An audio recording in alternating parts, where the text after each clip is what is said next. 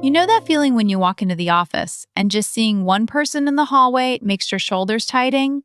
Like your whole body is saying no thank you before your brain even catches up? Okay, stop. I have a specific person in mind right now, and I need to know if you're a mind reader or if this is just universal. Welcome to Mind Decoded. I'm Dr. Ann. And I'm Zach. Dr. Ann, what are we unpacking today? Because you just reached into my brain and pulled out a very specific coworker. Today we're talking about something almost every working adult has experienced but rarely understands in psychological terms. Toxic workplace behaviors. Not the Hollywood version, where someone is screaming at you every day. The real version. The subtle, draining, confidence-eroding patterns that happen in meetings, in email chains, in the break room, the kind that makes you go home and wonder, am I the problem? Oh no. So you're saying that the person I just pictured in my head when you described that hallway feeling is actually a psychological category and not just my personal nemesis? Exactly, and that's the key insight. These are patterns. They're predictable. They're studied, and once you see them clearly, they lose a lot of their power over you. All right, I'm in. Lay it on me. Who am I dealing with? Let's start with the most common one, and I bet you'll recognize it instantly. We call it the credit farmer.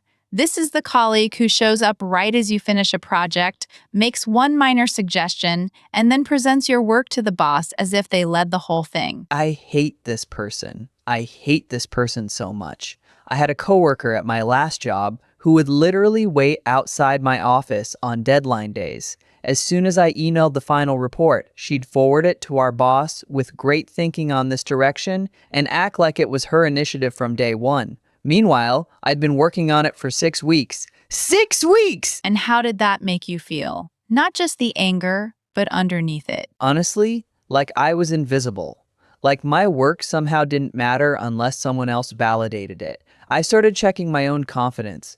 Like, am I actually bad at my job and she's just polishing it? That's exactly the psychological mechanism at work, and it has a name. It's called gaslighting in the workplace, but not the dramatic form you see in movies. This is subtle. The credit farmer isn't necessarily trying to destroy your reality. They're trying to advance themselves, but the effect on you is the same. You start questioning your own competence, your own contributions, your own value. Wait, so that feeling of maybe I'm overreacting, that's built into the pattern? It's literally designed into it. And here's where the research comes in. Psychologists have studied workplace dynamics for decades, and one of the clearest findings is that these behaviors are not random bad luck. They follow predictable patterns.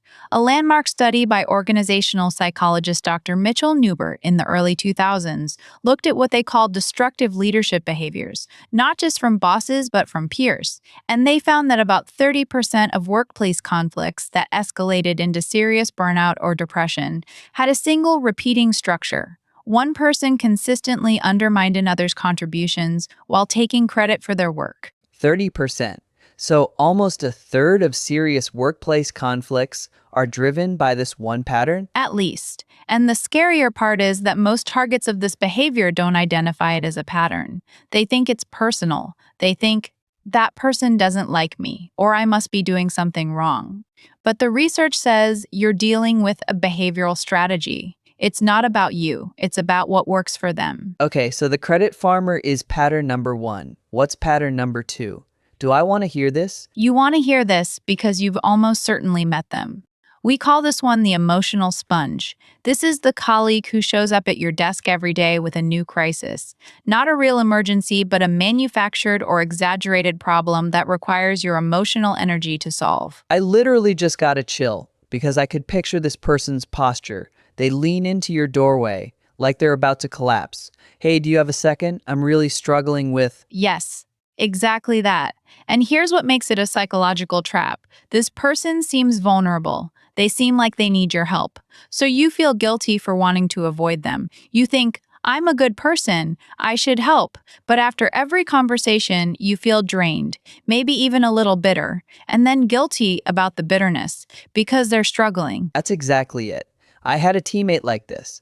Every morning she'd come by and tell me about her impossible workload, her difficult clients, her unreasonable deadlines, and I'd spend 20 minutes being her emotional support. Then I'd go back to my desk and realize I'd lost half an hour of my own work time. And I'd be annoyed at myself for being annoyed, because she clearly needed support. And that guilt loop is the engine of the pattern. Psychologists call this emotional labor, the work of managing someone else's feelings, and it's real work. It takes actual cognitive and emotional resources when someone consistently dumps their emotional load on you without ever reciprocating. You're doing unpaid labor. So, what do you do? Because telling this person I can't help you feels cruel. They're struggling. That's the part the research helps with. Because once you see it as a behavioral pattern, you can stop treating it as a personal moral dilemma. You're not refusing to help a struggling colleague. You're choosing not to absorb someone else's sustained emotional discharge. And the research on workplace boundaries is very clear. The healthiest teams are not the ones where everyone absorbs everyone's stress. They're the ones where people have clear, respectful boundaries and use specific strategies for support. Like what? Simple things. I have 15 minutes right now, and then I need to focus. What's the one thing I can help you with? Or, that sounds really hard. What do you think your plan is? Which shifts the emotional labor back while still showing empathy. The key is that you're not absorbing, you're redirecting. Okay, that's actually useful. I'm writing that down. What's pattern number 3? Pattern number 3 is one of the most frustrating because it's hard to prove. We call it the invisible investier. This is the colleague who never criticizes you directly. They never argue with you in a meeting, but somehow, after every interaction with them, your ideas seem weaker. People seem less confident in you, and you can never point to a single thing they did. This sounds like a ghost. How do you fight a ghost? You don't fight them directly, because you can't. The research on this pattern comes from social psychology, specifically the work of Robert Cialdini on influence and social proof. The invisible ambassador isn't attacking your ideas. They're subtly shifting the social context around your ideas. A tiny sigh when you speak, a slight eye roll that's gone in half a second. A carefully timed, "That's interesting" with a tone that means that's wrong. Individually, each gesture is deniable, but collectively they signal to everyone in the room that your contribution has less value. My jaw is literally on the floor right now. Because I have been in meetings with a person who does exactly this. I never had words for it, I just knew that every time I presented something, she would do this tiny thing with her eyebrows. It was so fast, and suddenly I felt like my idea was stupid. And I couldn't tell anyone because it sounds paranoid. She raised her eyebrows at me, so I think she's sabotaging me. You just described the psychological trap perfectly. It feels paranoid to name it, so you stay silent. And that silence is what the pattern relies on. The research shows that subtle micro-expressions of disapproval, when repeated consistently, can reduce a target's perceived credibility by up to 40% in group settings, even when no one consciously notices the gestures. 40%? That's wild. So what do you do when the weapon is invisible? You change the playing field. You don't try to catch them doing it, because you can't. Instead, you anchor your ideas to objective frameworks. Instead of saying, "I think we should do X," you say, "Based on the data from last quarter, the logical next step is X." You remove the space between your idea and external evidence. The enterprise side the quarterly report. That is brilliant. You're not fighting the ghost, you're making the ghost irrelevant. Exactly. And that brings us to the fourth pattern. And this one might surprise you, because it's not about aggression at all. I'm ready. Pattern number 4 is the complete vacuum. This is the colleague who does nothing, who produces zero meaningful work, who somehow survives in the organization despite contributing almost nothing to the team's output. And here's the psychological twist. Their presence actually creates toxicity, not by doing bad things, but by forcing everyone else to compensate. Oh, this one hurts. Because I want to be a good person. I don't want to be mad at the person who's struggling to keep up, but I also don't want to do their work. That tension is exactly what makes this pattern toxic. Let's ground this in research. In the 1990s, organizational psychologists studying team dynamics identified what they called the social loafing effect. When one person in a group consistently underperforms, the other group members unconsciously adjust by taking on more work.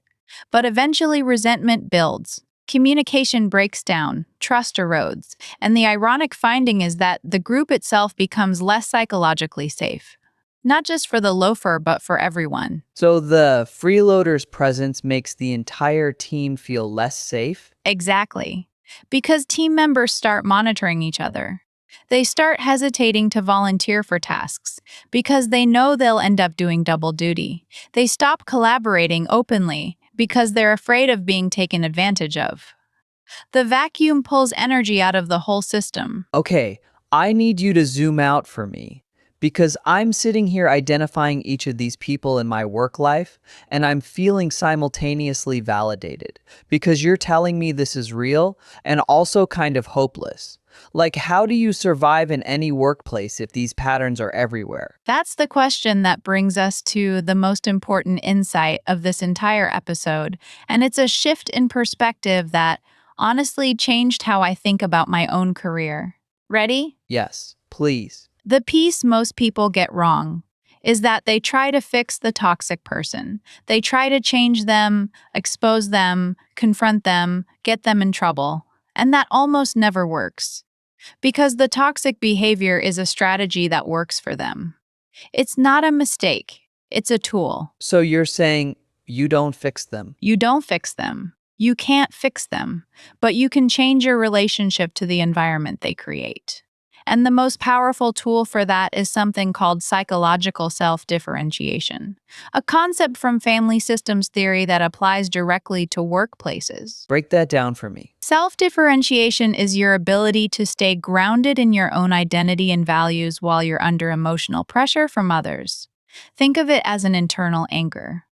When a colleague is being manipulative, your poorly differentiated response is to get reactive, to feel hurt, to withdraw, to lash out. Your well-differentiated response is to notice what they're doing, recognize the pattern, and respond based on your own values, not their provocation. So instead of they're making me feel terrible, it's I notice I'm feeling terrible because of a pattern they're running, and I'm choosing not to participate in it. That is exactly it. And here's the research that makes this more than self-help. A study on workplace resilience published in 2016 followed employees over 2 years. They measured something called psychological capital, your level of self-efficacy, optimism, hope, and resilience. And they found that people with high psychological capital were significantly less affected by toxic workplace behaviors. Not because those behaviors stopped, but because they stopped being internalized as personal flaws. So the person who knows these patterns doesn't get less of them, they just get less damaged by them. That's the whole game, Zach. You don't make the toxic colleague disappear, you make their behavior irrelevant to your sense of self. I need a moment to let that land because I've spent years thinking I just needed to be smarter or tougher or better at reading people. But what you're saying is the real skill is not reacting to their game. It is. And the moment you stop reacting, something interesting happens. The pattern that used to control you suddenly depends on your participation to work. The credit farmer needs you to be invisible so they can be visible. The emotional sponge needs you to absorb so they can discharge. The invisible e-bone tire needs you to feel uncertain so they can feel powerful. The vacuum needs you to compensate so they can stay still. When you stop playing your role in their pattern, the pattern loses its structure. That's powerful, but also hard. How do you actually do that day to day? When you're in the meeting and the undermining colleague does their little eyebrow thing, how do you not react? You start with awareness. The first step is just naming the pattern in your own mind. Not out loud, but to yourself. Ah, there's the micro expression. This is the invisible e-bone tire pattern. I know this one. That act of naming it moves you from emotional reaction to cognitive observation. You're no longer in the feeling, you're studying the behavior. So it's like you become a psychologist in your own meeting. Exactly. And here's a practical tool I use. Imagine you have a small notebook in front of you. In your head, you write down, pattern, credit farmer. My role, provided the work. Their strategy, positioned as leader. Just observing. No judgment of yourself. No wishing they were different. Just describing what's happening. And that changes the feeling? It changes the wiring. Because your brain can't be in fear and in analysis at the same time. When you're analyzing a pattern, you're in your prefrontal cortex, the thinking, problem solving part of your brain. When you're emotionally reacting, you're in amygdala, the threat detection part. You literally can't be in both at once. So, by shifting into observation, you're turning off the alarm system. That is the most useful thing I've heard all week. So let me practice. Right now, I'm thinking about a specific person, the credit farmer. I can feel my shoulders tightening. But if I describe the pattern in my head, they're running the credit farmer script. I provided the work, they forwarded it, I actually feel my chest relax a little. That's the self differentiation in action. You just did it. Okay, so what's the final piece? If we're going to leave our listeners with one concrete thing to try tomorrow, what would it be? One concrete thing. Here it is.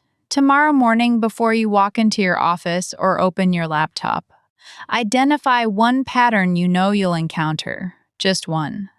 Name it to yourself. Visualize yourself observing it rather than reacting to it. And if the pattern shows up, say one sentence to yourself. I see this pattern. I know how it works. It is not about me. I see this pattern. I know how it works. It is not about me. I'm saving that. And here's the beautiful irony, Zach.